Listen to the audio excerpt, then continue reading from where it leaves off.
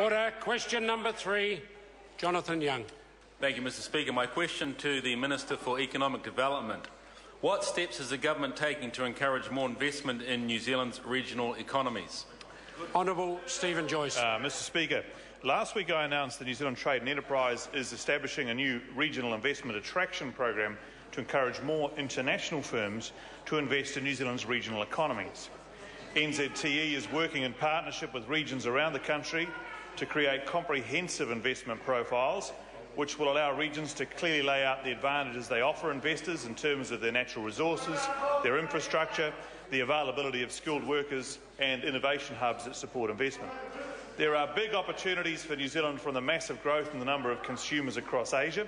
The challenge for each of our regions is to showcase the real opportunities for competitive businesses in their region, and this new program from NZTE will help them do it in a more systematic way. Supplementary. Supplementary question, Jonathan Young. What steps has the government already taken to encourage investment in our regions? Honourable Stephen Joyce. Mr Speaker, the government's business growth agenda contains around 350 initiatives to help encourage growth and investment right across New Zealand. To take just a few examples, of course, our ultra-fast broadband and rural broadband initiatives to connect people and businesses from areas like Kaitaia, Gisborne, Taupo and Queenstown with the global marketplace. The $142 million a year in R&D co-funding from Callaghan Innovation for companies across New Zealand. Big investment in skills and engineering at ICT, for example, and construction trades to help innovative New Zealand companies obtain their workforce. Areas like encouraging oil and gas exploration, the expansion of irrigation and water schemes, reforms to improve the productivity of Māori land, roads of national significance and regional highways, plus policy and legislative changes to encourage the growth of international education across New Zealand. Supplementary. Supplementary question, Jonathan Young. What recent examples has he seen of strong international investment in the regions? Honourable Stephen Joyce. Well, Mr Speaker, I've seen a number of recent examples. In fact, in the last week, last Thursday I helped open BOC's new air separation unit, which is a $70 million investment to supply the oxygens and gases needed for New Zealand Steel for at least another 20 years. This project is a vote of confidence by both New Zealand Steel and BOC in the New Zealand steel industry.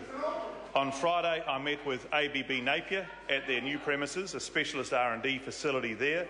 That employs 130 people, including 27 dedicated R&D staff. They're the largest suppliers of industrial motors and drives and generators to the wind industry, and also very big in power grids worldwide. Pan Pacific Forest Products, which is an NZTE customer, last Friday celebrated a $70 million upgrade to their pulp mill in Napier. This investment will be very beneficial to the Hawke's Bay economy and is another example of a company succeeding, in this case in the forestry processing industry, without the need for politicians unfairly favouring one industry over others. Order. Andrew Little. Mr Speaker, does the Minister accept that the regions showing a decline in GDP per capita in the most recent statistics are all rural or provincial areas, and that this is because this government has no plans to help the regions develop their economic base, generate jobs and keep Kiwis here? Honourable Stephen Joyce. Mr Speaker, no, and in fact if you look across the regional GDP figures for the last 5 years, which this government has recently had Statistics New Zealand update, it shows that the regions have in fact been lifting New Zealand out of the global financial crisis. And in the case of Taranaki, which the member likes to mention from time to time, has the highest GDP per capita in the country.